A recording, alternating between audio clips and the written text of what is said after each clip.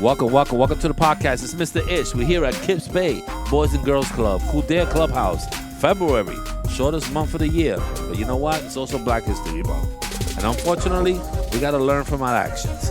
And yesterday, y'all had some actions, and now we got to learn from it. So we're going to welcome you guys. Just give me your name and your age. We'll start off over here on my left. Give me your name and your age, please. Me? Yeah, you're to my left, right? All right, good. Hi, my name is Anjoli. And Jolie, and what's your age? 10. 10 years old, double digits.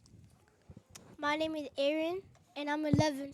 Aaron is 11. Aaron is brand new to podcast. I give him a first time. Welcome to the podcast. Go ahead, sir. Hello, my name is Jaden, and I'm 11 years old. Jaden is my robot. Jaden has a little robot voice. Welcome, guys. Today we're gonna deal with a what we call a. It's not the greatest topic to talk about, but it's a realistic thing to talk about. You guys got in trouble yesterday. Let's start there.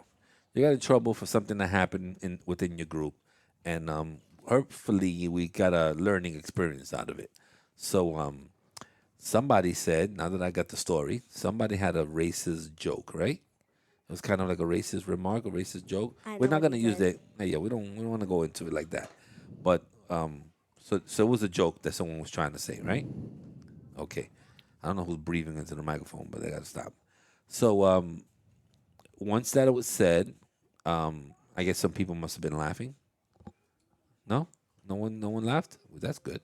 So I guess one of the staff members heard it, was there, and jumped right in and took control of it, and also made it a learning point, and made it a situation where you guys sat down and had a conversation about it. So I just want to continue on that end. We have to be very mindful of what we say and how we make people feel. It always goes into some form of bullying also. Like, we can't talk about people's weight. We can't talk about someone's hair. Talk about, their skin color and stuff like that. It's just anything that could make someone feel bad. We have to be aware of this. We have emotions. I mean, we all have a point where someone says something about, your mom, you get crazy. Someone says something about your sister, you might feel some type of way. And when someone says something about you, you may feel some type of way. So we have to be aware of these things. So we have to be very mindful and not joke about people's appearance, skin color, race, and all that stuff. So I just want to go across and just ask: have you ever had to deal or felt like you had to deal with some form of racist remark or undertone or something like that? We'll start off with you. You're staring at me, so yeah, we'll start off with you. So one time me and my mom was shopping, Christmas shopping for one of her family members, and then this lady comes up to me and my mom and saying like to me like, "Oh, are you okay?" She kept on holding my hand, and I just moved away, and I told my mom, she's like, "I'm gonna call the police on you if you don't get off the child." And she's like, "Oh, that's my daughter." And she's like, "That doesn't look like your daughter." And then someone came and said that that's her daughter. One of my mom's friends that came out of nowhere said that's her daughter. Then they showed pictures of me and my mom. You did a lot, because I wouldn't have done none of that stuff. I say my daughters. I think one of my daughters looks like me, but the other one, she don't look like me. And I understand. That there is a place there is a place for that. If there's a child, right? There's actually you ever seen this? Different than your mom. No, but I don't talk about different. There's actually a symbol that if someone is being like kidnapped or something like that, it's like you put your hand behind your back and you put it like this or something like that. No, like this. And it's like a way to tell someone silently that, hey, I'm in trouble.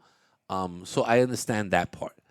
So, but to stop someone and be like, let go of that girl that she doesn't look like you, that's kind of tough. Like that's a real aggressive way to deal with it.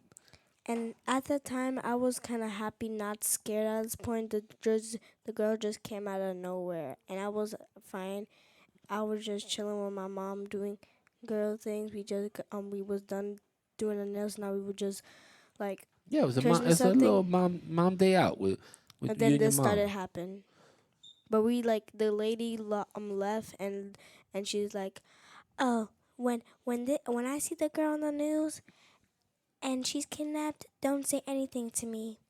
Well, I Yeah. was, and then she left. She went in her car, then just leave it. I mean, that's kind of weird. Someone that would just go into a store and be like, "You don't look like your dad."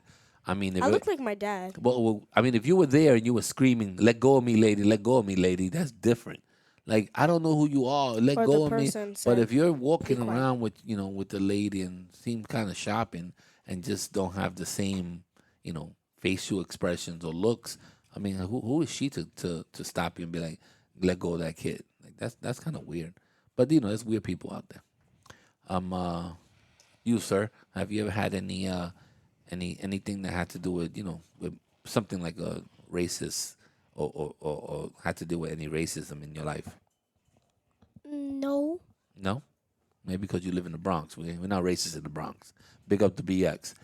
But if you go downtown on 34th Street, they are gonna pick on you because they'll look at you and be like, all right, look at this Spanish kid.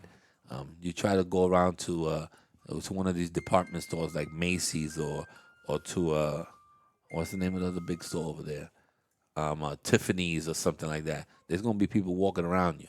They're gonna be like, "Yeah, look at him. He look like he's gonna steal something." And it's unfortunate, but that's the way people think. But I'm glad that you haven't had to deal with no racism. Um, uh, it might hit you. It might hit you later on in life. Hopefully, it will. What about you, sir? Uh, not really, but uh, I have like a story.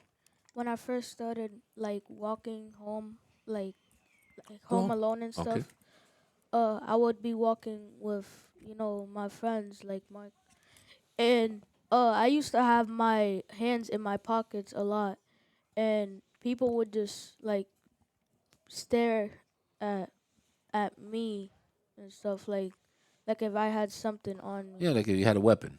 Yeah.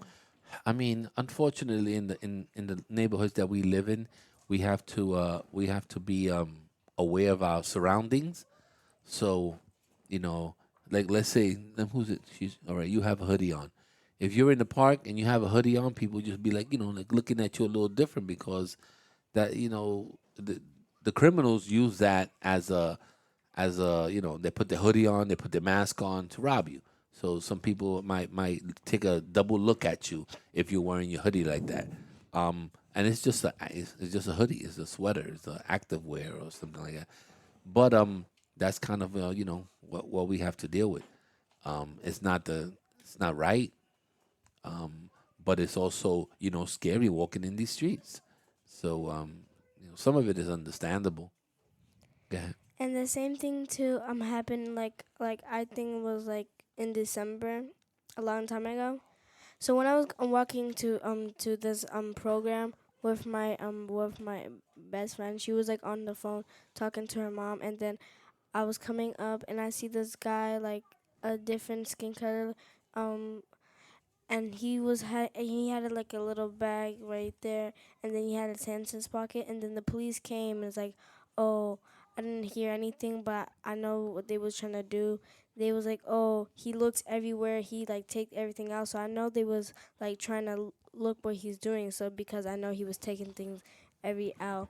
So yeah, the police like two cops came, and then they was like, oh, he's fine, so he can go.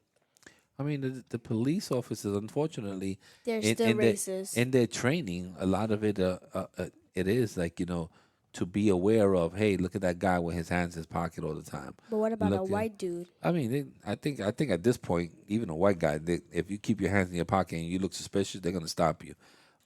It's just that the neighborhood that we live in, they just stop and frisk us constantly.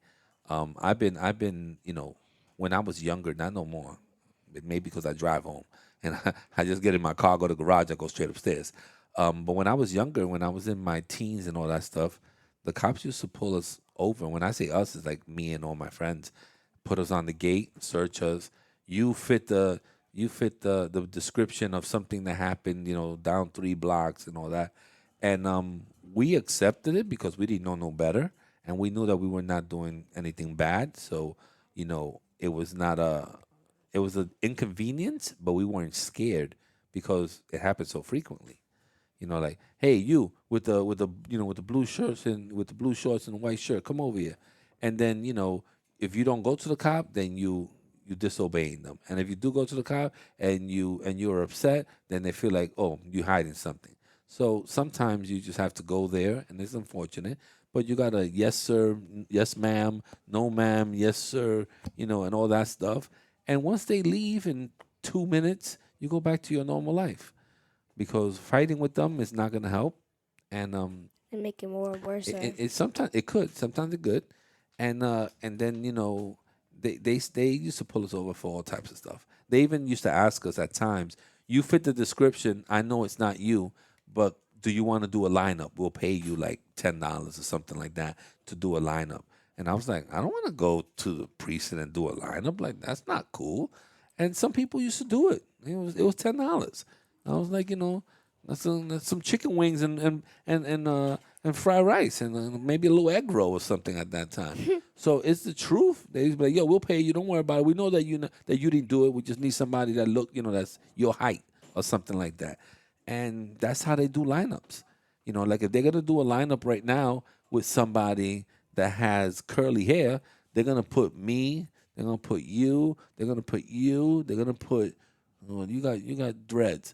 Probably you too. Now, if they're gonna say somebody that has braids, they could put a whole bunch. They could put Dream. They could put you. They could put you. They could put because y'all got braids. Somebody that got dreadlocks. They're gonna put people that have dreadlocks, and they're trying to see if the witness would if we put people that are similar on the lineup, if you could pick the right one. So there is a purpose for it. It's unfortunate, but I don't want to get in the lineup. I said, you could take your $10. I don't even want to be in a police car. I said, I don't care about none of that stuff. I'd rather go to jail and then Oh take no in no no no no! Don't get me $10. wrong. I'd rather not go to jail. I'd rather do nothing bad. Because jail is not a positive place. I don't care if you give me $10. I'm not going to jail doing nothing. But it's not like you go to jail. You go to the precinct. They put you in a lineup, and What is then that? a lineup is you never seen a cop show where let's say they catch somebody that's 6 feet. They let's say he did something bad, right? And the witness says, yeah, that's the person right there. In order to confirm that that's the person, they'll put that person in a lineup, which means across the wall with people that look similar to him or her, and they'll say, okay, now that we have all these 5 people on the wall that look similar, could you please tell me which one is the one that you think did this? So they have to kind of look at the person and be like, number 3 is the one that I picked. So it's just to confirm that they picking the right person. A lineup is not scientific. It's not something that means that you're the guilty one. Excuse me, that you're the guilty one. They could be picking you out of the lineup because they've seen you a lot of times in the bodega, and in their mind they'll be like, "Yeah, I know that person from somewhere. It must be him." So a lineup is not something that makes you guilty, but it's them trying to prove that you did something wrong. Yeah, we're dealing with real things over here in these streets, man. We just have to be mindful of how we deal with race, how we deal with our friends, how we deal with each other as humans. I don't even like to think of it as a color thing or anything like that or race. It just has to be. We just have to be kind to each other, right? That's what you got. And like when you like joking, I mean, it's okay if you're joking, but they could like take it serious, and then Yeah, I don't know that, what just happened. and after that, they could like start like being like sad or like mad at you. But like if you think it's a joke, if you think it's a joke, don't like say it out loud to I don't know other what just people happened. so they can't for them. I don't know what happened. I think you did something. Maybe it's you on the wire. I have no idea what does that All right, get up and just move the wire. This whole thing is gonna break apart one of these days. All right, we're gonna end it right there. Hopefully this will record, and if not, I guess we'll have to fix it. Bye bye, guys. See you. Bye. Check, check, check, check, check. 1 2 1 2. Check, check, check, check. Check, We don't check, even know check, what's check. playing.